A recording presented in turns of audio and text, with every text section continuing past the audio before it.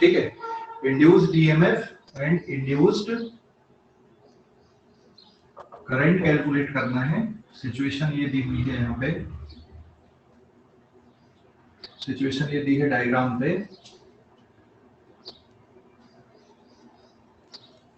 कि यहाँ पर एक इस तरह से रेक्टेंगुलर फाइल है, इसकी लेंथ सपोज 20 सेंटीमीटर है and breadth is 10 centimetre.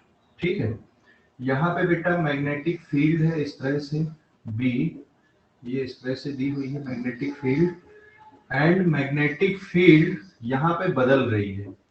Magnetic field के बारे में लिख दूं मैं यहाँ पे।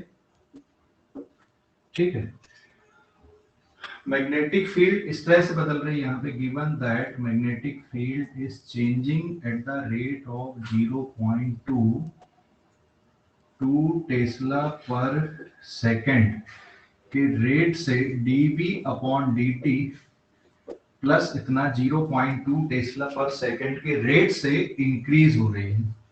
0.2 टेस्ला पर सेकेंड के रेट से इंक्रीज हो रही है। ठीक है, तो अब हमें क्या कैलकुलेट करना बेटा यहाँ पे कि इस कंडक्टिंग इस रेक्टेंगुलर फ्रेम के लिए कितना इंड्यूस ईएमएफ आएगा। ठीक है, कितना इंड्यूस ईएमएफ होगा ये अब हमें यहाँ पे कैलकुलेट करना है।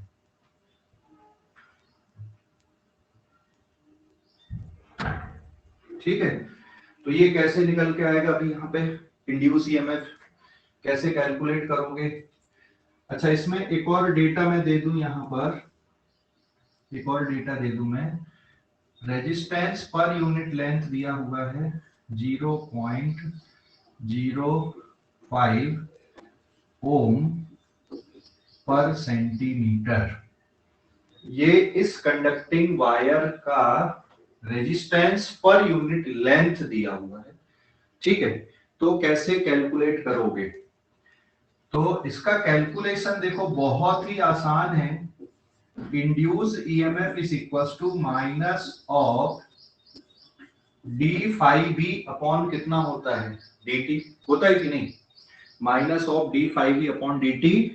ये इक्वेशन कहां से आ गई बेटा, ये वाली इक्वेशन कहां से आ गई, पूरा लिख दूं चाहो तो मैं। From Faraday's law of electromagnetic induction, from Faraday's law of electromagnetic induction, induced EMF E induced किस फार्मूले से दिया जाता है, minus of d phi B upon d t या डी अपॉन डी टी। अब मैग्नेटिक फ्लक्स का फार्मूला क्या है, what is the formula of magnetic flux. Magnetic flux का फार्मूला होता है बी ए कॉस थीटा। तो इसमें जो कांस्टेंट टर्म है, एरिया कांस्टेंट हो गया, कॉस थीटा कांस्टेंट हो गया, तो क्या बचेगा यहाँ पे dv upon dt। And dv upon dt given है। हो सकता है कि क्वेश्चन में आपको dv अपॉन dt के फॉर्म पे मेंशन ना हो सकता है ऐसा दिया रहे कि जो रेट ऑफ इंक्रीज है मैग्नेटिक फील्ड, वो इस रेट से मैग्नेटिक फील्ड यहाँ पे क्या हो रही है, इंक्रीज हो रही। हो सकता है क्वेश्चन में ऐसा गिवन ना हो, तो ये ध्यान रखना, छोटी छोटी बातें होती हैं। तो अब मैग्नेट इसका एरिया वेक्टर कैसा आएगा, इसका जो एरिया वेक्टर है ये भी ऊपर की तरफ है यहाँ पे, क्योंकि इसका प्लेन ऐसा है तो इसका एरिया वेक्टर ऐसा आएगा बाहर की तरफ। हमारे लिए हम लोग देख रहे हैं इसका एरिया वेक्टर बाहर की तरफ रहेगा और मैग्नेटिक फील्ड भी बाहर की तरफ है। इसका मतलब यहाँ पे थीटा इक्वल्स टू 0 डिग्री का एंगल है किसके बीच में, between area vector and magnetic field के बीच में। तो यहाँ पर हम लोग वैल्यू पुट कर देते हैं इसके। सो it is length into breadth into cos 0 into dv upon dt। और अब हम आगे की वैल्यू अगर पुट कर दें तो E induce will be given by length is 20 upon 100 metre, 10 upon 100 metre, cos 0 की वैल्यू हो गई 1, एंड डीबी अपॉन डीटी कितना दिया बेटा यहाँ पे 0.2 टेस्ला पर सेकेंड। तो after solving the EMF will be comes out to be, ये देख लो ये दो जीरो और कैंसिल आउट हो गए एंड टू टू जा हो गया कितना 0.4 अपॉन 100 वोल्ट, ठीक है 100 वोल्ट, या फिर -4 अपॉन 1000 वोल्ट, या फिर ये कितना हो जाएगा -4 इंटू 10⁻³ वोल्ट, या फिर इसको आप लिख सकते हो 4 मिली वोल्ट। ये इंड्यूस ईएमएफ है, इसका मतलब इंड्यूस ईएमएफ का मैग्नीट्यूड यहाँ पे किसके बराबर आ गया 4 मिली वोल्ट के बराबर आ गया। So this is the magnitude. यहाँ पे नेगेटिव साइन पे नहीं जाना सर, ये नेगेटिव साइन कहाँ चला गया, मैंने वैसे भी मैग्नीट्यूड निकाला है।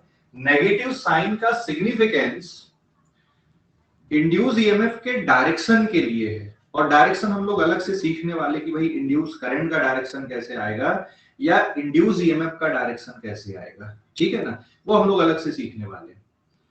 तो जो क्वेश्चंस होते हैं उनको इस तरह से हमको Faraday's law of electromagnetic induction के जो क्वेश्चंस हैं उनको इस तरह से सॉल्व करना है, उनको इस तरह से देखना है, ठीक है। नोट करो फटाफट, इसको नोट करो बेटा, नोट करो जल्दी जल्दी, इसको पॉइंट को नोट करो। ये समझ गए कि डाउट है कुछ, समझ गए डाउट है? हेलो, अरे बोलो भाई, समझ गए कि नहीं, डाउट है कुछ? हेलो सर, हाँ बोलो सर जो dB अपॉन dt और क्वेश्चन में और कौन से प्रकार से दिया रहेगा?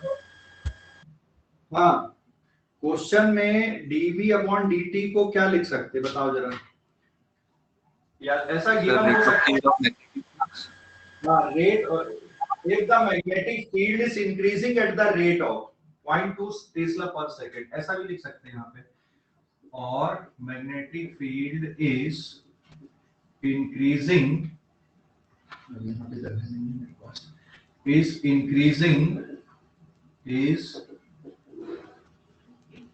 increasing at the rate of plus 0.2 tesla per second, ऐसा भी गिवन हो सकता है, ठीक है, इस तरह से भी लिखा जा सकता है।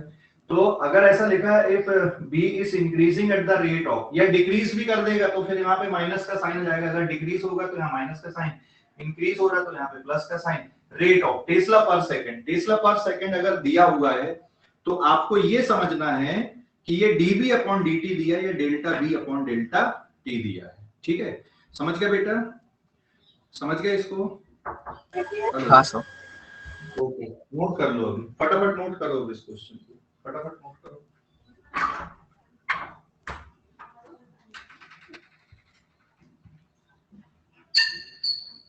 फटाफट नोट कर लो अभी।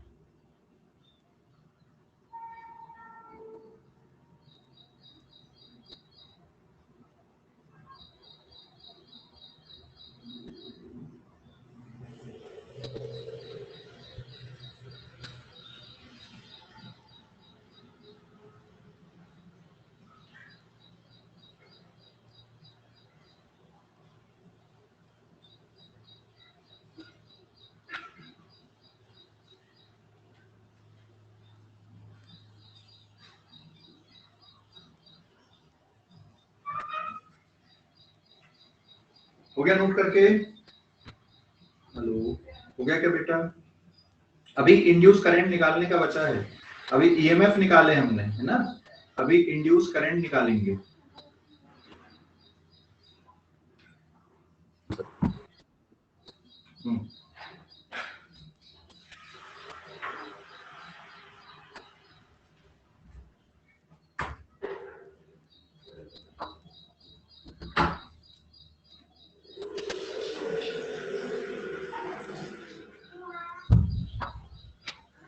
हो गया क्या?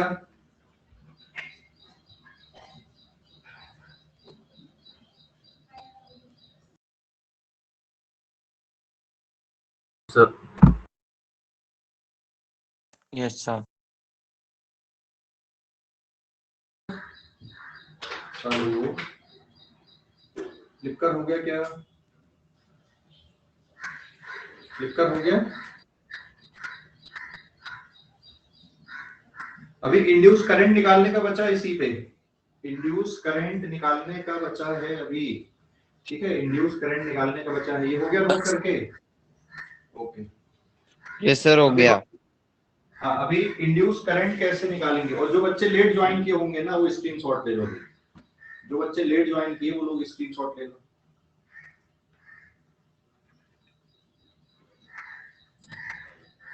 जो बच्चों ने लेट ज्वाइन किया स्क्रीनशॉट ले लो।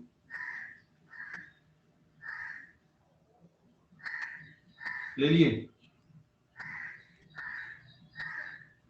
Hello,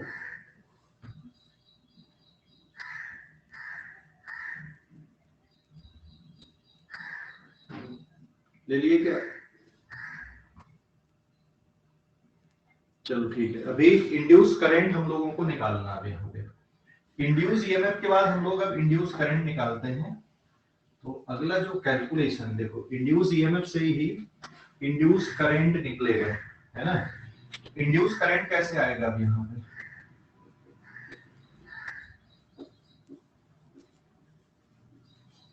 Induced current will be given by I induced equals to induced EMF divided by resistance, ठीक है। यहाँ पे क्या दिया हुआ है, इंड्यूस ईएमएफ किसके बराबर, यहाँ पे 4 मिली वोल्ट के बराबर है। अब सबसे पहले यहाँ पे हमें क्या मेजर करना पड़ेगा बेटा, रेजिस्टेंस मेजर करना पड़ेगा यहाँ पे। तो रेजिस्टेंस की वैल्यू कितनी आएगी, resistance is equals to lambda into total length, है ना? क्योंकि ये जो डेटा दिया हुआ है ये कैसा दिया हुआ है यहाँ पे, 0.05 ओम पर सेंटीमीटर, मतलब जो कंडक्टिंग वायर हमने यहाँ पे यूज किया है उसका रेजिस्टेंस पर यूनिट लेंथ यहाँ दिया है। और रेजिस्टेंस पर यूनिट लेंथ दिया मतलब पूरे वायर का रेजिस्टेंस किसके बराबर जाएगा, लैम्डा इनटू एल के बराबर, इट इज 0.05 ओम पर centimetre into it will B 2 times length plus breadth, है ना? ये पैरामीटर आ गया यहाँ पे। L is total length of loop, पूरे लूप की लेंथ है ना? So it will be 0.05 ohm per centimeter into 2 times 20 plus 10 centimeter. So after solving it comes out to be resistance की वैल्यू कितनी आ गई, 0.05 ohm per centimeter। यहाँ पे देखोगे 30 to 60 सेंटीमीटर, तो सेंटीमीटर से सेंटीमीटर कट जाएगा और 60 का मल्टीप्लाई हो जाएगा, तो 0.05 इंटू 60 ओम, एक जीरो कम हो गया, इट विल बी 3 ओम। समझ गए? 3 ओम आ गया, ये समझ में आ गया बेटा? 3 ओम, एक जीरो ये चला गया, 6 5 जा 30, 3 ओम आ गया resistance. So therefore induced current will be induced EMF upon resistance, induced EMF है 4 millivolt divided by 3 ohm and the answer will be 4/3 milliampere या 1.33 milliampere का इसमें induced current flow हो रहा है, ठीक है? 1.33 milliampere या 4/3 milliampere का इसमें induced current flow हो रहा है। समझ में आ गया? किसी को कोई डाउट यहाँ पे कैलकुलेशन में? ये वाली स्टेप पे देखो, ये वाली स्टेप पे क्या किया अपन ने, 2 इंटू लेंथ प्लस ब्रेथ क्यों लिख दिए यहाँ पे, 2 इंटू लेंथ प्लस ब्रेथ क्यों लिख दिए बेटा, 2 इंटू लेंथ प्लस ब्रेथ, समझ गए कि नहीं? सर रेक्टेंगल, हाँ रेक्टेंगुलर, ओके चलो नोट कर लो, अभी इसको फटाफट नोट करो। सर हाँ बोलो। सर इंड्यूस्ड ईएमएफ की वैल्यू नेगेटिव में आई, तो सर यहाँ पे करंट का हर बार मैग्नीट्यूड ही लेना पड़ता है, मतलब करंट में मैग्नीट्यूड नहीं लेना पड़ेगा? नहीं देख, एक्चुअल में हमें जब भी हम लोग क्वेश्चन सॉल्व करते हैं ना, अगर सर्किट में करंट का डायरेक्शन चाहिए तो वो उसके लिए वो माइनस का साइन है। बाकी हमें अधिकतर केसेस में करंट की वैल्यू की जरूरत पड़ती है कि यार यहाँ पे इस वायर से कितना करंट फ्लो हो रहा है, समझ गए कि नहीं। माइनस का साइन यहाँ पे डायरेक्शन के लिए है, बाकी और माइनस का कोई यहाँ पे नहीं है लेना देना। माइनस का साइन डायरेक्शन के लिए, तो मैंने ऑलरेडी बोला है कि डायरेक्शन हम लोग आगे सीखने वाले हैं। अभी सिर्फ हम लोग कैलकुलेशन देख रहे हैं कि यार इंड्यूस करंट कैसे प्रोड्यूस हो रहा है, इंड्यूस ईएमएफ कितनी प्रोड्यूस हो रही है, उसकी वैल्यू हम लोग देख रहे हैं। डायरेक्शन हम लोग अलग से सीखने वाले, लेंज लॉ के थ्रू हम लोग डायरेक्शन सीखने वाले, और डायरेक्शन की पूरी एक क्लास लग जाती है, ध्यान रखना। और सारे बच्चे उस क्लास को जरूर अटेंड करो, जिसमें हम लोग लेंज लॉ से डायरेक्शन ऑफ इंड्यूस करंट सीखेंगे। बहुत इंपॉर्टेंट होता है डायरेक्शन। अगर आगे यहाँ पे लेंज लॉ से इंड्यूस करंट का डायरेक्शन निकालना अगर आपने सीख लिया तो चीजें आसान हो जाती, क्योंकि क्वेश्चन में दो पार्ट रहते हैं। जैसे यही क्वेश्चन आ गया, मान लो कंपटीशन में यही क्वेश्चन है, अब इसमें इतना तो आप कैलकुलेट कर लोगे, लेकिन क्वेश्चन में बोल देता है कि इसमें इंड्यूस करंट का डायरेक्शन कैसा है, what is the direction of induce current, या फिर वैल्यू भी दिया रहेगा उसके साथ अब डायरेक्शन दिया रहेगा, तो आपको डायरेक्शन निकालते आना चाहिए। तो अभी हमारी जो स्टडी अभी चल रही है ये, इसमें हम लोग अभी वैल्यू का कैलकुलेशन सीख रहे हैं, उसके बाद हम लोग सेपरेटली डायरेक्शन का कैलकुलेशन सीखेंगे। ठीक है बेटा? हेलो, ठीक है सर? हाँ बोलो सर ये लैम्बडा क्या है इसमें? ये लैम्डा दिया हुआ है, ये जो कंडक्टिंग वायर है ना यहाँ पर का, उसका रेजिस्टेंस पर यूनिट लेंथ दिया हुआ है। जैसे मान ले मेरे पास ये वायर दिख रहा होगा तुझे, ये एक वायर है यहाँ पे, ऐसा है ना, दिख रहा है ये वायर एक? Yes sir. तो इस वायर का टोटल रेजिस्टेंस नहीं पता, लेकिन इसका रेजिस्टेंस पर यूनिट लेंथ पता है कि भाई 1 सेंटीमीटर लेंथ का इतना रेजिस्टेंस है।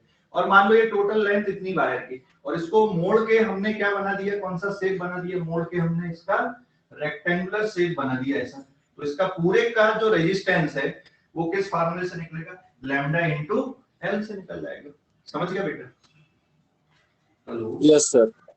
जैसे लीनियर मास डेंसिटी होती है ना, जैसे इस वायर की लीनियर मास डेंसिटी मान लो पता है, तो पूरे वायर का मास अगर निकालना तो क्या करोगे, लीनियर मास डेंसिटी में किसका मल्टीप्लाई कर दोगे, लेंथ का।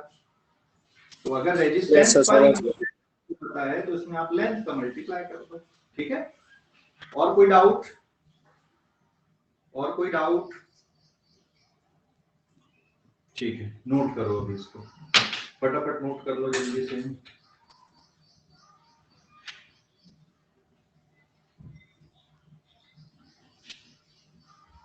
सर हमने सेकंड वाले में इंड्यूस करंट निकाले ना? हाँ बेटा, सेकंड वाला हमने इंड्यूस करंट निकाला, ये सेकंड पेज है।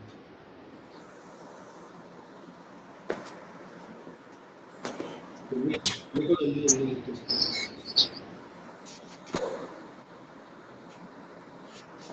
माइक म्यूट कर ले।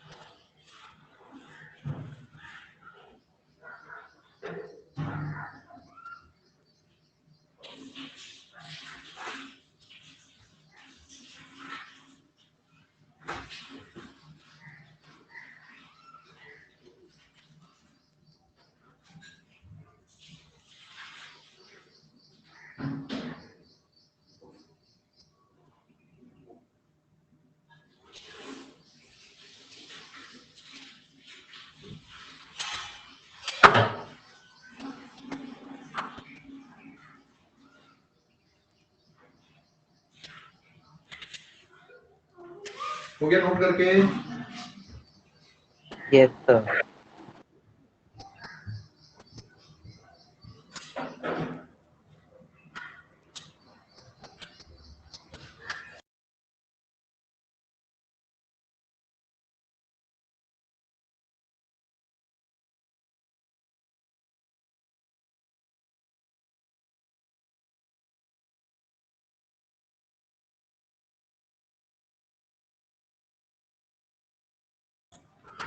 हो गया ना बेटा?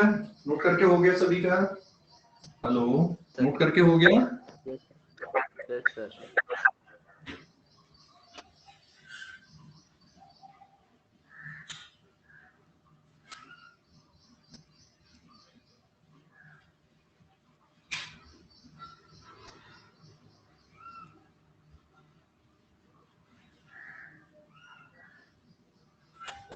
अगले पेज पे जा रहे हैं, पेज नंबर 3 पे अभी हम लोग फिर से एक और क्वेश्चन देखो अभी यहाँ पे।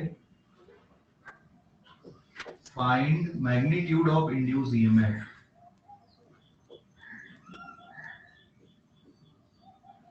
Find magnitude of induce EMF. ठीक है, क्वेश्चन समझ लो क्या है क्वेश्चन, फिर आपके लिए चीजें आसान हो जाएंगी। क्वेश्चन ये दिया हुआ है कि यहाँ पर मान लो ये मैग्नेटिक फील्ड है and it will be 200 tesla. अभी मैग्नेटिक फील्ड कांस्टेंट दी हुई है, यहाँ पे एक सर्कुलर, ये this is their axis of rotation, ऐसा ये इसका एक्सिस ऑफ रोटेशन है। और ये क्या है, यहाँ पे एक सर्कुलर वायर है ना, सर्कुलर वायर, ये इसका सेंटर हो गया मान लो, और ये सर्कुलर वायर की रेडियस है स्मॉल आर है। रेडियस इज सपोज 10 सेंटीमीटर इसकी रेडियस है सर्कुलर वायर। इसमें कितने टर्न है यहाँ पे, सपोज देयर आर 50 टर्न्स, इसमें टोटल 50 टर्न्स है, समझ गए ना? तो there are total 50 turns. Magnetic field इस तरह से दी हुई है बेटा, यहाँ पे परपेंडिकुलर आउटवर्ड डायरेक्शन में मैग्नेटिक फील्ड यहाँ पे दी हुई है। This is magnetic field in perpendicular outward direction. ये मैग्नेटिक फील्ड है परपेंडिकुलर आउटवर्ड डायरेक्शन पे, समझ गए? क्वेश्चन समझ गए ये कैसा रखा हुआ है? मतलब मैग्नेटिक फील्ड कैसी है, परपेंडिकुलर आउटवर्ड है, और ये 50 टर्न वाली कॉइल ये ऐसी यहाँ पे ऐसी रखी हुई है, और ये इसके अबाउट अब इसको ऐसे रोटेट करती है। ठीक है, तो यहाँ पे क्वेश्चन ये है आगे का, ये इस तरह से रोटेट होती। Now if coil is rotated bye 180 degree in 0.01 second या 0.02 second, then find magnitude of induced EMF। तो ये जो कॉइल है यहाँ पे किस तरह से रोटेट कर रहे हैं कॉइल को, यहाँ पे अभी ऐसी रखी हुई है, यहाँ से 180 डिग्री से रोटेट कर रहे हो आप। ठीक है, 180 डिग्री से रोटेट कर रहे हो, तो इंड्यूस ईएमएफ कितनी होगी ये कैलकुलेट करना। हम लोग सिर्फ मैग्नीट्यूड की बात कर रहे हैं इसलिए यहाँ पे। तो अब ये कैलकुलेशन समझ में आया यहाँ पे कैसे करना है कैलकुलेशन। तो सबसे पहले आपको यहाँ पर ना क्या कैलकुलेट करना पड़ेगा, इसके सॉल्यूशन के लिए सबसे पहले आपको इसमें इनिशियल फ्लक्स निकालना है।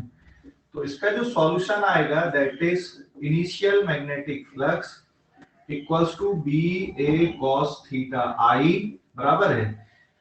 तो बी भी कांस्टेंट है, ये ए भी कांस्टेंट है, वो हम लोग बाद में देख लेंगे अभी। लेकिन cos थीटा कितना है यहाँ पर, अभी cos थीटा कितना है, थीटा आई कितना है यहाँ पे, cos थीटा आई कितना है, cos यस अभी कितना डिग्री का है। देखो यहाँ पे अभी जो एरिया वेक्टर है ये इनिशियल कंडीशन है इसकी, this is initial condition t equals to 0 पे। इसका जो एरिया वेक्टर है बेटा ये भी बाहर की तरफ है, और इनिशियल कंडीशन पे अभी theta i is equals to 0 degree, मतलब vector B and vector A के बीच का एंगल अभी 0 डिग्री का है।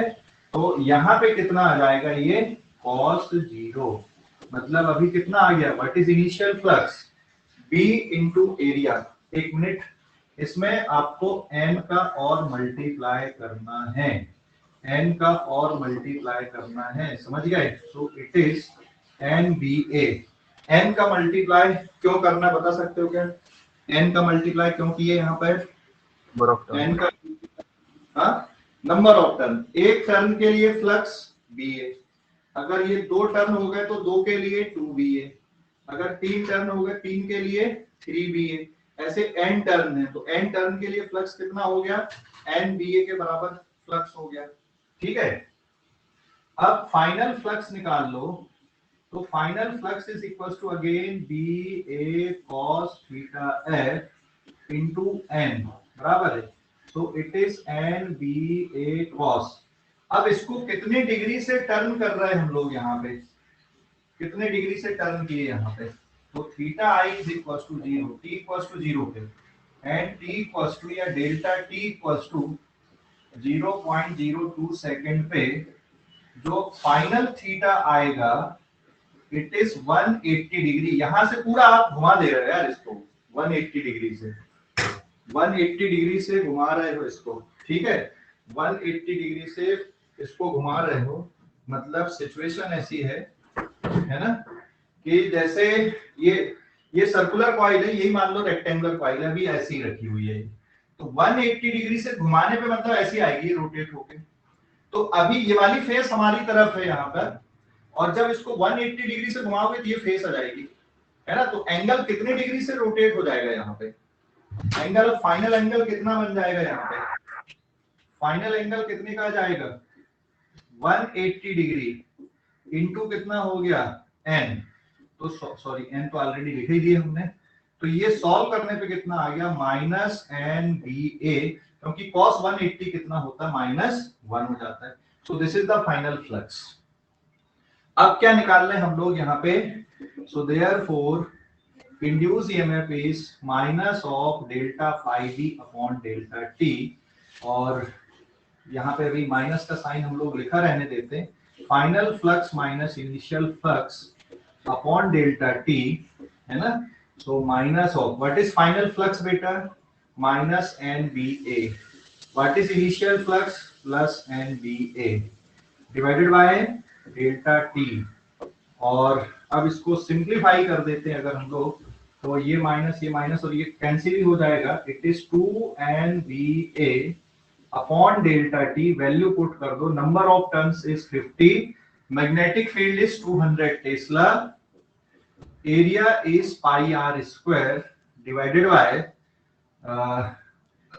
बाय कितना है, इट इज 0.02 सेकेंड।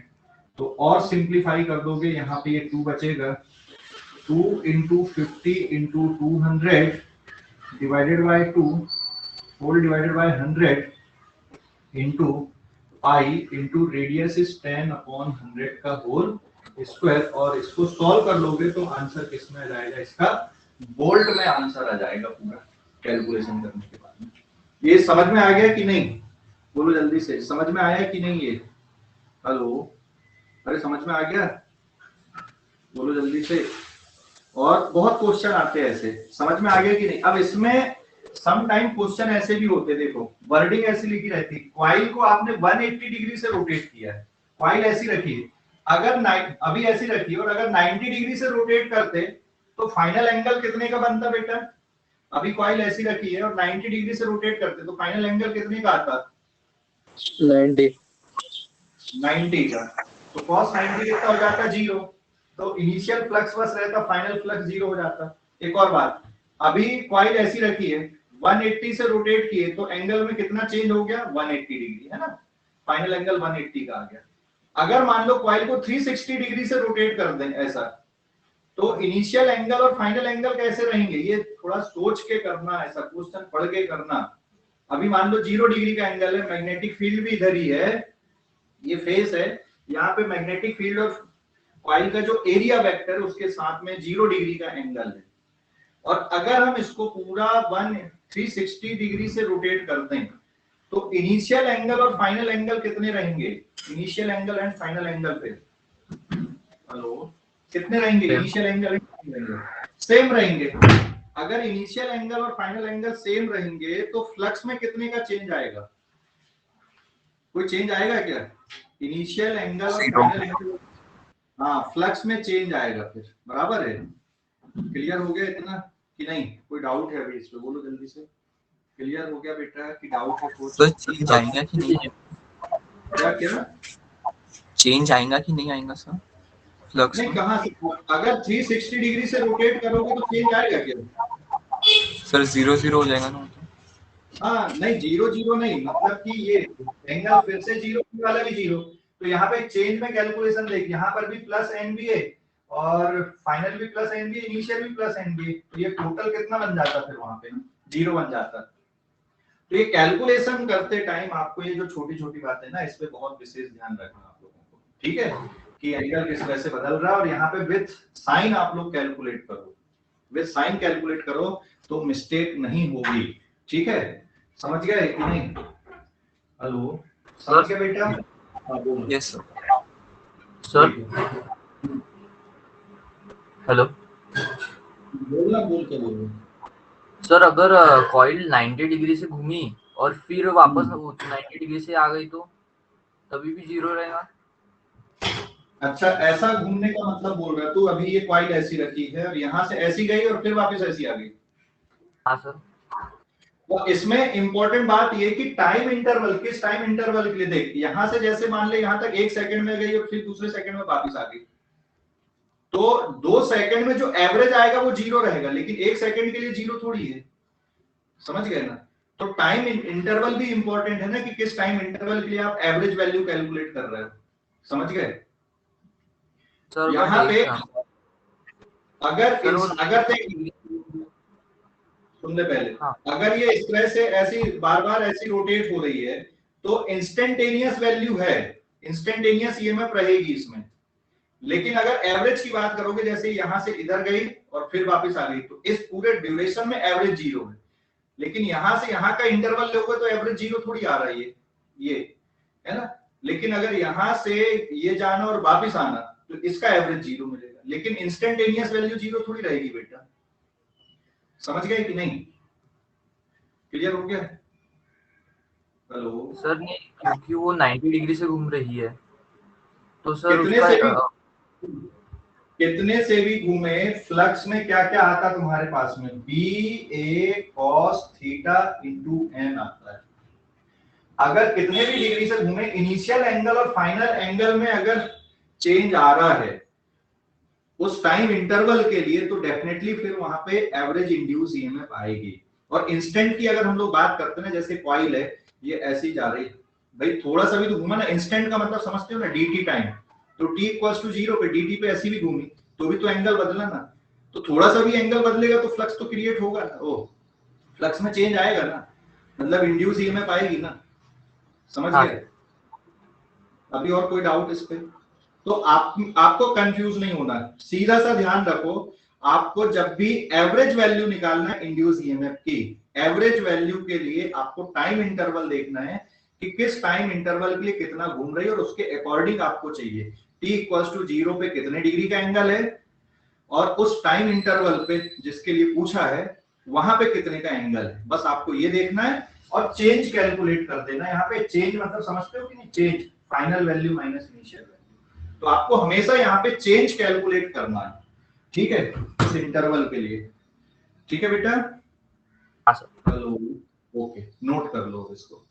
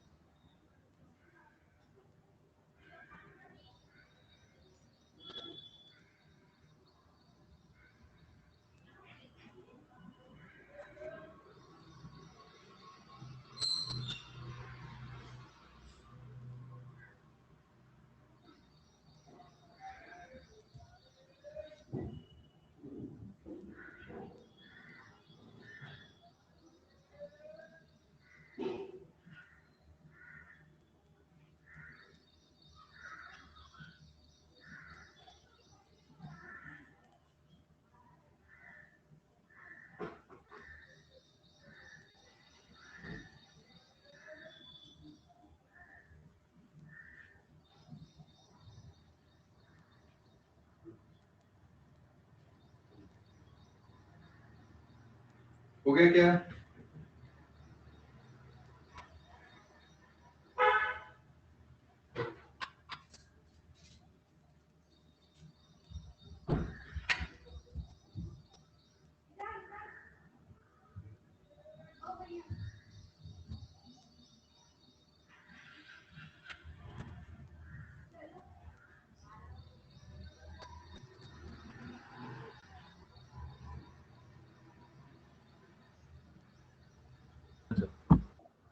हो गया बेटा? डन? Hello sir 2 minute. हाँ रुका हूँ लिख लो।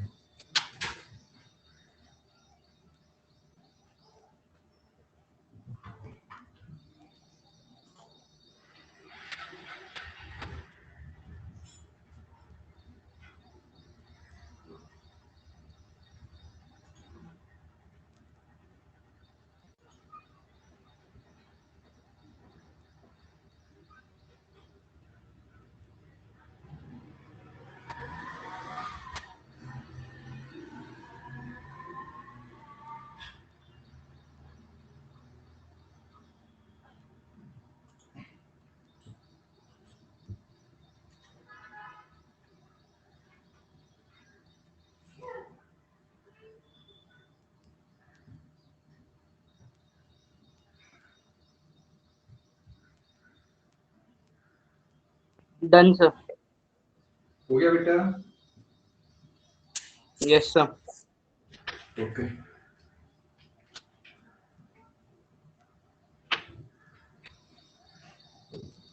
शाम को सभी लोग डाउट क्लास में जरूर करना भाई, क्योंकि एनसीईआरटी का इसका जो शुरुआत का जो पोर्शन है जिसमें कुछ बेसिक कैलकुलेशन दिए हुए वो अपन लोग देखने वाले है ना। एनसीईआरटी के जो एग्जांपल्स हैं इस चैप्टर के शुरुआत वाले वो अपन लोग करेंगे, है ना। शाम की क्लास डाउट वाली करना है, ठीक है। सर डाउट क्लास की रेगुलर क्लास? डाउट क्लास ही अभी अगर कोई उसको एनसीईआरटी से खुद से पढ़ लेगा तो जरूरत नहीं करने की, जो नहीं पढ़ पा रहा है तो वो देख कर लेने, है ना। हमको एनसीईआरटी का इस चैप्टर के शुरुआत वाला पोर्शन वो मैं डिस्कस सर एनसीईआरटी के क्वेश्चंस क्या? हाँ एनसीईआरटी के क्वेश्चंस इसके शुरुआत वाले सर वो 12.1 वाला 0.1 और 12.21। हाँ जो बच्चे खुद से कर लेंगे उनको जरूरत नहीं है, ठीक है। चलो आगे बढ़ते हैं। यहाँ पे इसी क्वेश्चन में मैं मॉडिफिकेशन करता हूँ। If coil is rotated bye 90 degree, if coil is rotated bye 90 degree, अब यहाँ पर का ना आप लोग स्क्रीनशॉट लेना और जगह छोड़ देना बाद में लिखना, क्योंकि एक्सप्लेनेशन यहाँ पर का ये वाले जो पेज है ना इनका स्क्रीनशॉट लेना 2-3 पेज का, उसको आप लोग जगह छोड़ के बाद में लिख लेना, क्योंकि पूरी प्रोसीजर सेम है, पूरा डिस्कशन सेम है। अब अगर 90 डिग्री से टर्न किए हमने तो कहां पे चेंज आएगा बेटा? पूरे क्वेश्चन पे यहाँ पे कितना हो जाएगा? ये 90 डिग्री और cos 90 होता है 0, तो यहाँ पे जो चेंज आ रहा है अब कितने का हो गया? It is final flux minus initial flux में फाइनल फ्लक्स कितना हो गया? 0 minus this and it will be NBA, है ना। बाकी सारा पैरामीटर यही रहेगा यहाँ पे, तो ये आ जाएगा NBA। नंबर ऑफ टर्न यहाँ पे 1, number of turns is 50 into 200 into pi r square, ये वाला 2 फैक्टर यहाँ पे नहीं रहेगा और कैलकुलेशन कर हो जाएगा इसका। समझ गए? समझ गए कैलकुलेशन? हेलो कैलकुलेशन समझ गए? बोलो जल्दी से, कैलकुलेशन समझ गए क्या? कैलकुलेशन, हेलो, अरे कैलकुलेशन समझ गए क्या बेटा? ठीक है, ओके। स्क्रीनशॉट लो इस पेज का स्क्रीनशॉट लो जल्दी से, जितनी जगह यहाँ पर लिखने के लिए लगी है उतनी छोड़ देना, स्क्रीनशॉट ले लो। लेकिन ये क्वेश्चन जरूर लिख देना कि 90 डिग्री से टर्न किए वहां पे। ले लिए? हेलो सर आप साइड तो हटो। ले हट गया ले लिए? No sir. Yes sir. Yes sir. ले लिए ना? अब चल यहाँ पे अभी सर रुको 2 मिनट। अरे यार ये थोड़ा जल्दी लेना भाई। यहाँ पे मैं सिचुएशन डिफरेंट सिचुएशन बता रहा हूँ एंगल वाली, इसलिए इनको स्क्रीनशॉट ले लो तुम लोग। ले लिए? सर हो गया सर। अब यहाँ पे 90 डिग्री की जगह पे मैंने कितना ले लिया, यहाँ पे मान लो 360 डिग्री ले लिया। पेज नंबर 5 पे आ गए हम लोग, पूरा क्वेश्चन यही है। अगर 360 डिग्री लेते हो तो यहाँ पर वापिस से कितना डिग्री आ जाएगा, ये वापिस से कितना आ जाएगा, ये चल 360 डिग्री में फिर से यही वाली वैल्यू हो जाएगी यहाँ पे NBA into 1 cos 360 होगा फिर से 1। तो फाइनल फ्लक्स कितना होगा, NBA प्लस NBA कितना हो गया, ये तो पूरी कहानी खत्म हो गई यार यहाँ पे इसकी, है ना। यहाँ पे तो पूरी कहानी खत्म हो गई। और ये वाला जो पूरा टर्म है ये कितना आ गया अब यहाँ पे 0/Δt। तो what is average induce EMF in this case is 0। समझ गए ना, एवरेज इंड्यूस ईएमएफ कितनी हो गई यहाँ पर, 0 हो गई। समझ गए बेटा, समझ गए? Yes, sir. Yes sir. Screenshot लो अभी जल्दी से, इस पेज पर स्क्रीनशॉट ले लो। ले लिए, ले लिए क्या? Done, sir. हाँ ओके। पेज नंबर 6 पे आते हैं। यहाँ पे थोड़ा सा मैं चेंज करता हूँ। अभी मैग्नेटिक फील्ड आपको ऐसी दिख रही है, अब मैं मैग्नेटिक फील्ड को ऐसी नहीं लेता, यहाँ पे मैग्नेटिक फील्ड का डायरेक्शन में थोड़ा अलग ले लेता हूँ, है ना। बाकी पैरामीटर यही रहने देते हैं हम लोग। मैग्नेटिक फील्ड अब ऐसी है, यहाँ पे ये ऐसी है मैग्नेटिक फील्ड, वैल्यू उतनी है लेकिन मैग्नेटिक फील्ड ये वाले डायरेक्शन पे गई है।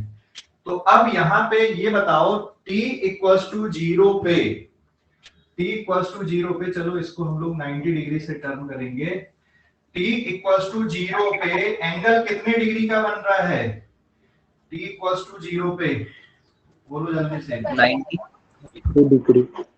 0 पे कितने डिग्री का एंगल बन रहा है, t इक्वल्स टू 0 पे। अगर मैग्नेटिक फील्ड ऐसी है, एरिया वेक्टर इधर आएगा, सो t इक्वल्स टू 0 पे एंगल आएगा 90 डिग्री का।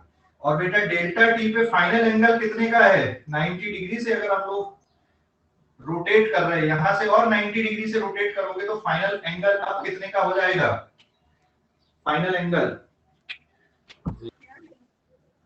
अरे भाई अभी सिचुएशन ऐसी है, कॉइल ऐसी रखी है, मैग्नेटिक फील्ड भी इधर है ना, मैग्नेटिक फील्ड इधर, तो इसका एरिया वेक्टर इधर आएगा ना। देख मैग्नेटिक फील्ड ऐसी जा रही है, इसका एरिया वेक्टर आएगा सामने की तरफ, मैग्नेटिक फील्ड ऐसी है ना। तो एंगल अभी कितने का, 90 डिग्री। और अब ऐसा घुमा दोगे तो फील्ड का डायरेक्शन भी ये हो गया, मैग्नेटिक फील्ड का डायरेक्शन भी ये हो गया, है ना। और एरिया वेक्टर का डायरेक्शन भी इधर आ गया। क्लियर हो गया? तो एंगल कितने डिग्री आ गया अब, 0 डिग्री। तो कहां पे चेंज आएगा बेटा, यहाँ पे पहले कितने डिग्री का एंगल है, 90 डिग्री, तो ये आ जाएगा यहाँ पर 0। और फिर फाइनल एंगल कितने डिग्री का हो गया, 0 डिग्री का, तो इट विल बी NBA। सब कुछ बिल्कुल वैसे ही रहेगा, यहाँ पे कहां पे थोड़ा सा चेंज आएगा, व्हाट इज फाइनल वैल्यू और इनिशियल वैल्यू, है ना। फाइनल वैल्यू कितनी हो गई यहाँ पे, it will be minus sign NBA, ये हो गई final magnetic flux. Initial magnetic flux है 0 divided by delta t, it will be NBA divided by delta t। Solve कर दोगे, नंबर ऑफ टर्न्स है 50, मैग्नेटिक फील्ड है 200 Tesla and pi into 10/100 divided by delta t हो गया 0.02। सारा data SI system पे लिया हुआ है, इसलिए इसका आंसर किसमें आ जाएगा, बोल्ट पे इसका आंसर आ जाएगा। समझ गए? ये डाउट है कुछ इस पे, समझ गए डाउट? सर सिचुएशन एक और बार बताना। ठीक है, दोबारा देख ले। सिचुएशन ऐसी है, मैग्नेटिक फील्ड कैसी रखी हुई है अभी, मैग्नेटिक फील्ड कैसी बेटा, मैग्नेटिक फील्ड की वैल्यू उतनी है लेकिन ऐसी है। और कॉइल अभी ऐसी रखी हुई है, ये ऐसी है ना, ये समझ ले। यहाँ पे ये कॉइल ऐसी रखी हुई है, मैग्नेटिक फील्ड किधर आ रही है, ये ऐसी, समझ गए, ये इधर जा रही मैग्नेटिक फील्ड। मेरे हाथ मैग्नेटिक फील्ड मान ले और ये कॉइल है ऐसी, मेरे हाथ मैग्नेटिक फील्ड और ये कॉइल है। तो अभी एंगल कितने डिग्री का मेरे हाथ में और इसके एरिया वेक्टर के बीच में, 90। इसका एरिया वेक्टर कैसा बनेगा, देख ये इसका एरिया वेक्टर है, ये रेड पेन जो है ना, ये इसका एरिया वेक्टर, प्लेन के परपेंडिकुलर एरिया वेक्टर होता कभी भी, प्लेन के परपेंडिकुलर। तो ये मेरा हाथ मैग्नेटिक फील्ड हो गया और पेन हो गया मैग्नेट एरिया वेक्टर। कितने डिग्री का एंगल है बताओ जरा, कितने डिग्री का एंगल? 90 डिग्री। अब यहां से इसको 90 डिग्री से टर्न कर दी, अब कितने डिग्री का एंगल बच रहा है देखो। समझ गया? ओके, हाँ समझ गए। हमेशा प्लेन के बाहर ही निकलता है क्या? एरिया वेक्टर हमेशा प्लेन के परपेंडिकुलर होता है, और जिस फेस से हम लोग देखते, देख इसमें भी दो फेस है बेसिकली। तो अगर मान लो हमारी ऑब्जर्वेशन वाली जो फेस है, फर्स्ट ऑब्जर्वेशन वाली जो फेस है वो ये है, तो इसका एरिया वेक्टर ये रहेगा, हम इसी को कंसीडर करेंगे। यहाँ पे ये ध्यान रखना। अब अगर मेरी ऑब्जर्वेशन वाली फेस ये है तो मैं इसको कंसीडर लेके करूंगा हमेशा। तो हम लोग यहाँ से अगर ऑब्जर्व कर रहे हो, अगर इसको घुमा रहे हो तो इसको ही लेना हमको हमेशा। ऐसा नहीं कि ऐसा घुमा दिया सर ये वापस आ गई थी अब ये वाला एरिया ले लें, ऐसा नहीं। इसमें इलेक्ट्रोमैग्नेटिक इंडक्शन में क्योंकि हम कॉइल को रोटेट कर रहे हैं, तो इनिशियल फेस हम लोग जिसको ले रहे हैं उसी को हमेशा कंसीडर करना है। ठीक है, ये इनिशियल फेस है, ये इसका एरिया वेक्टर हो गया, तो इसी को लेना हमको हमेशा। अगर हम इस फेस को कंसीडर कर रहे हैं तो फिर जब रोटेट करोगे तो इसी फेस को लेना है। समझ गए?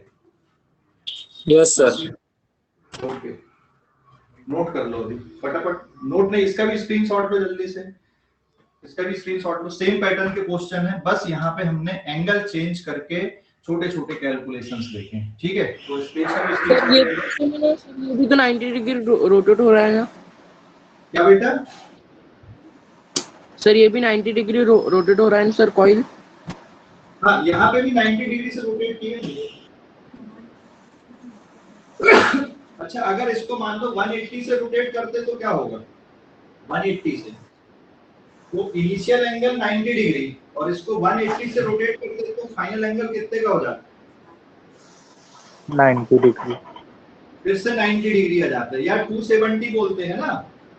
90 के बाद और 180 मतलब 270, और cos 270 वापस से कितना होता है? 0। अगर इसको यहाँ से 180 डिग्री घुमा दोगे तो भी फ्लक्स में चेंज आएगा कि नहीं आएगा? फिर यहाँ से 180 घुमाने पे फ्लक्स बदलेगा इसका कि नहीं बदलेगा? नहीं बदलेगा। लेकिन जब डॉट वाली फील्ड थी तो 180 डिग्री से घुमाने पे फ्लक्स बदला था। तो आपको ये छोटी छोटी जो बातें हुई वो ध्यान रखना है कि फ्लक्स के कैलकुलेशन के लिए मैग्नेटिक फील्ड और एरिया वेक्टर के बीच में एंगल से ही कैलकुलेशन निकलेगा। ठीक है, एक तो होता है बोल सर अभी आपने क्या बोले, डॉट वाले फील्ड रहे तो? अगर यहाँ पर डॉट वाली फील्ड थी तो 180 डिग्री से रोटेट करने पे फ्लक्स चेंज हो रहा था, लेकिन यहाँ पे ये फील्ड ऐसी है, ये कॉइल ऐसी रखी हुई है, यहाँ से 180 से अगर रोटेट करोगे वाली कॉइल को तो फ्लक्स बदलेगा क्या उसमें? ये वाली सिचुएशन में फ्लक्स बदलेगा क्या? No sir.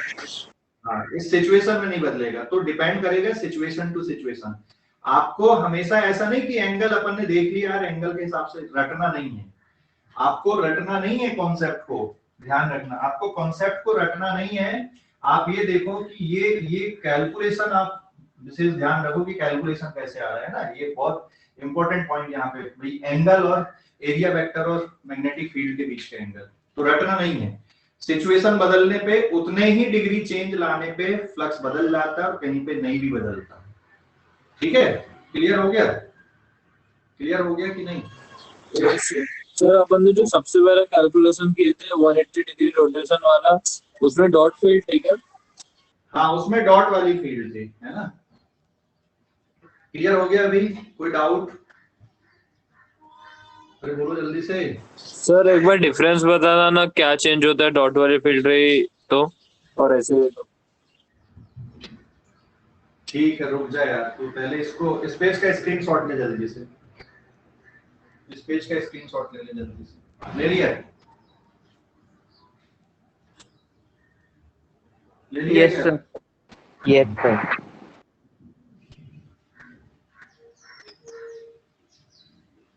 सर क्वेश्चन में ऐसे पेपर में दिखाते क्या डॉट वाली फील्ड है? दिखाते हैं, नहीं तो बोला जाता है। क्वेश्चन ऐसा अधूरा थोड़ी दे देगा यार, मतलब क्वेश्चन में पूरा दिया रहेगा, डॉट वाली फील्ड दी रहेगी या क्रॉस वाली दी रहेगी, क्वेश्चन में दिया रहता है, पूरा मेंशन रहता है, ध्यान देना। हाँ, ये मान ले सिचुएशन ये है, ये कॉइल है and this is their axis of rotation, ये ऐसी रोटेट हो रही है, ठीक है, ये इसकी रेडियस हो गई। और यहाँ पे अभी ये डॉट वाली फील्ड है ऐसी,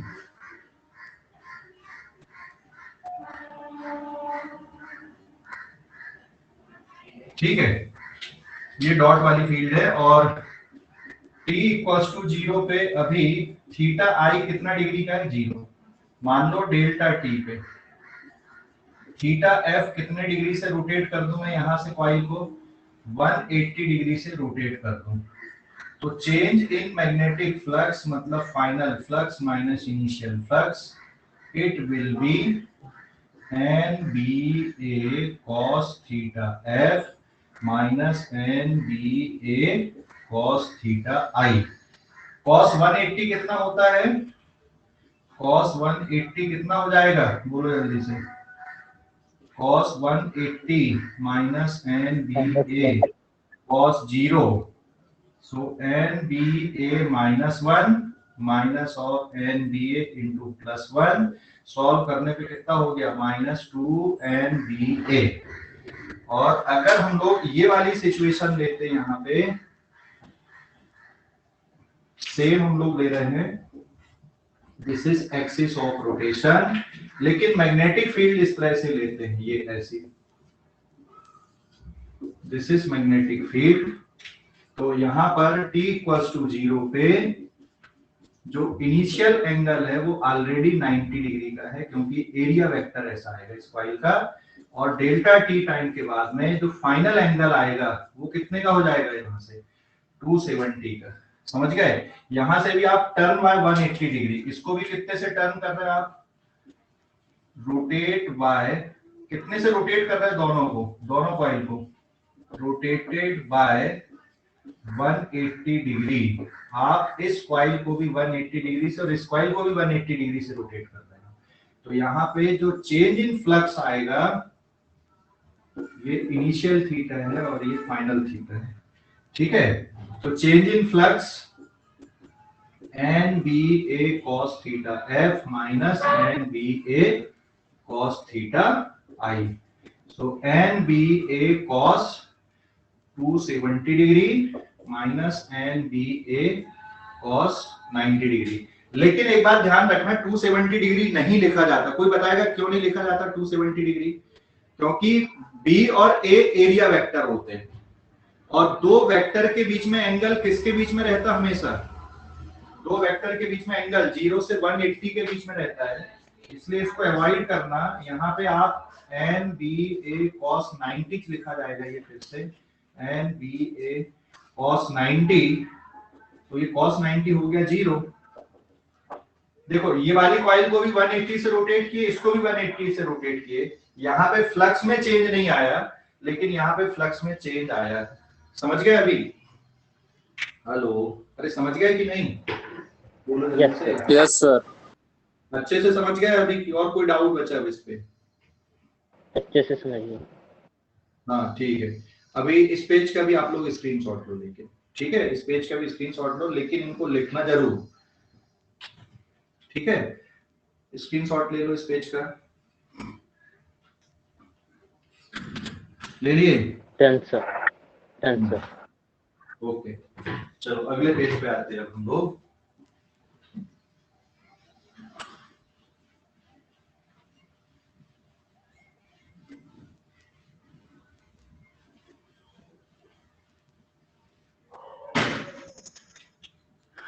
पेज नंबर 8 पे। नाउ इंड्यूस चार्ज, नोट पे लेना। यहाँ पे देखो, इंड्यूस ईएमएफ का फार्मूला किसके बराबर होता है, minus delta phi B upon delta T.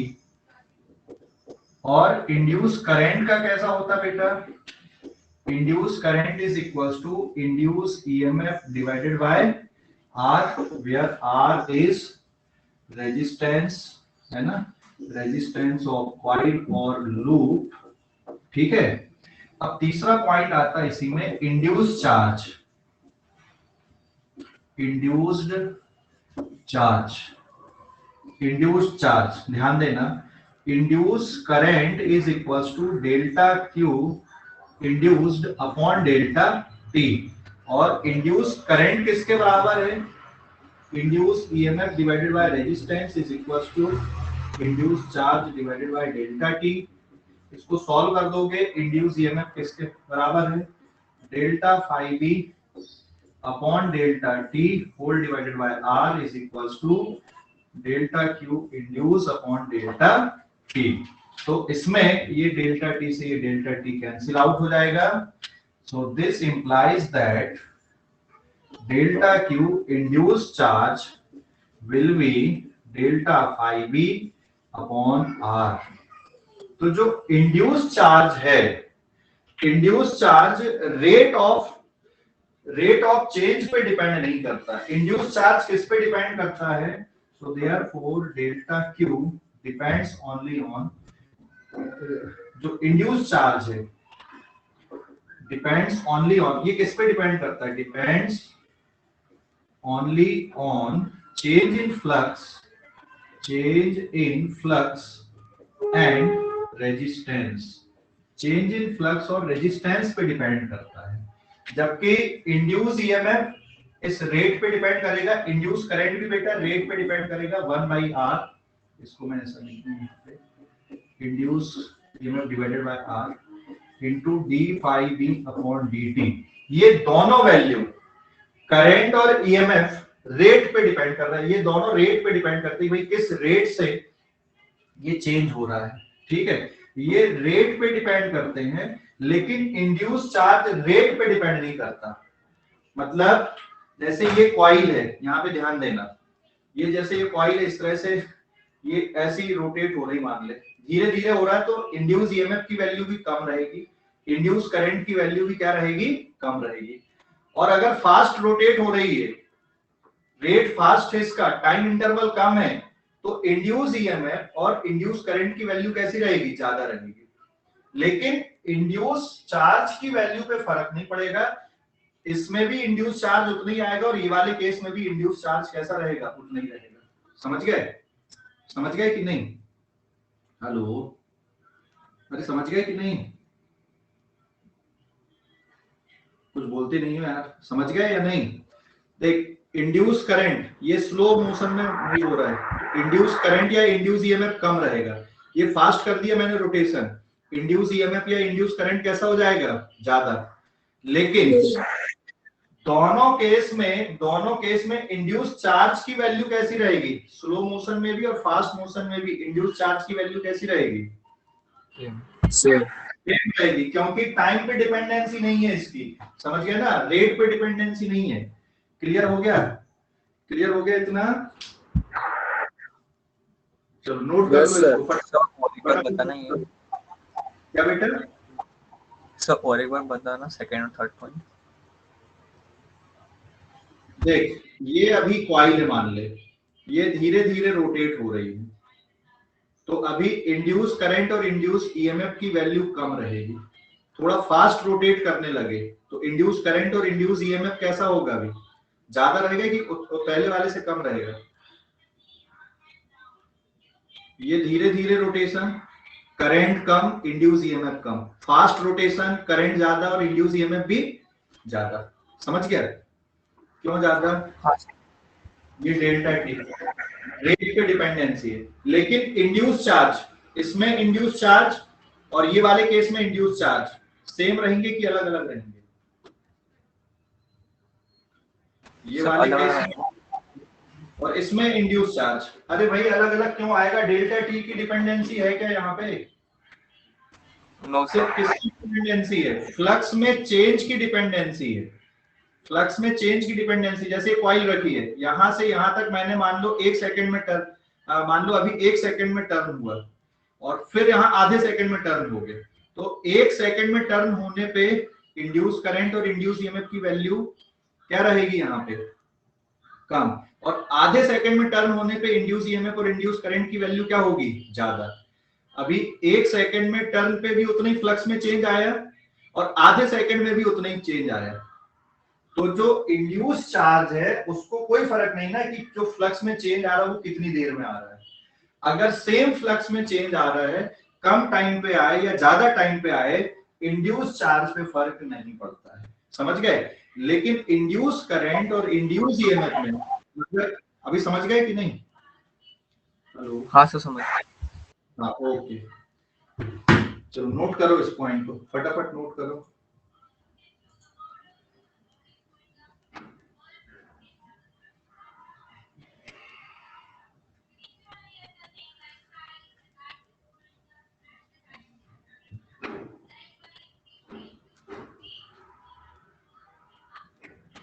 Sir जो आपने वो कॉइल वाले बताए 118 80 180 90 और 360 वाला, सर ऐसे क्वेश्चन आते हैं क्या जेई में? बिल्कुल आते हैं ना बेटा, वो तो बेसिक ही है ना क्वेश्चन तो। सर सर ऐसे क्वेश्चन आते हैं क्या? हाँ ना, आते हैं ना, इसलिए तो करना है, नहीं करवाता क्यों फिर मैं?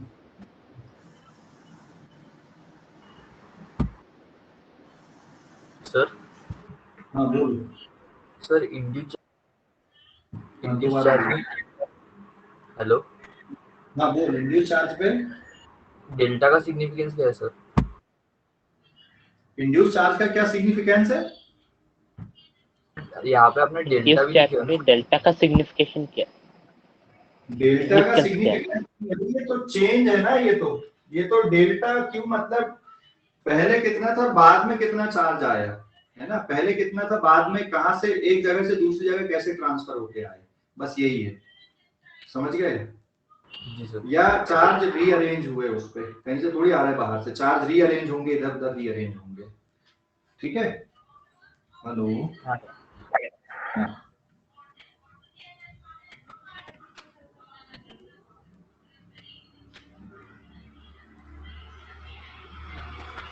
हो गया क्या? हाँ सर। ठीक है।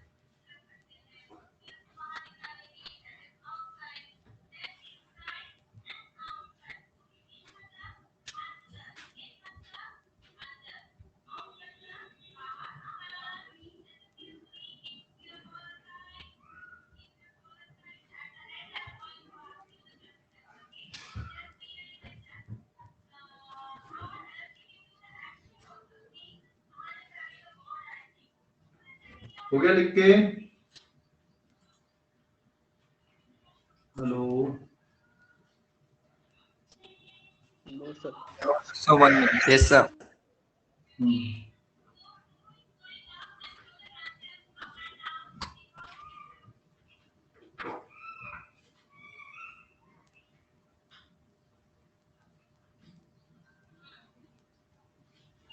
सर हो गया नोट। ठीक है, तो आज के लिए इतने ही पढ़ेंगे क्योंकि अब टाइम खत्म हो गया आज की क्लास का, है ना? बाकी का कल करेंगे। हाँ बोल बेटा। सर कल से सेंट जेवियर वालों के पेपर शुरू हो रहे हैं। अरे वाह, बहुत बढ़िया। क्या क्या आ रहा है? सर पेपर 8:30 से 11 तक रहेगा। हैं? टर्म 1 पेपर है। वन पेपर है, देखना यार, अभी एक तो कैसे अच्छा है। नहीं सर साढ़े वही आठ। मतलब 8:30 बजे से रहेगा वो कितने 11 बच्चे बजे हैं तक। इसमें? कितने बच्चे हैं तुम लोग? सर 6 होंगे। ठीक है, तो अभी क्या करेंगे अपन लोग ना, शाम को क्लास रखेंगे फिर 4 से, सुबह की जगह पे शाम को रखेंगे ना पेपर के कारण। जब कब तक पेपर है तुम्हारे? सर वो एक साथ पेपर नहीं है, वो बटे हुए एक्चुअली। मतलब? 1 मिनट 1 मिनट सर बता रहा हूँ।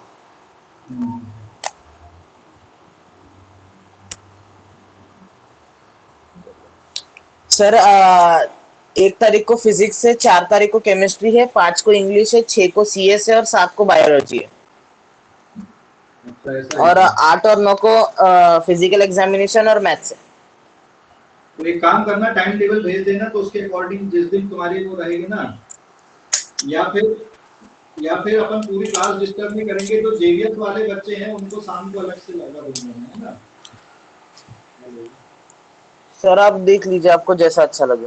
तुम मेरे को टाइम टेबल भेज देना, मैं देख लूंगा, है ना? ठीक है ना सर, आपको पर्सनल नंबर पर मैं भेज देता हूँ।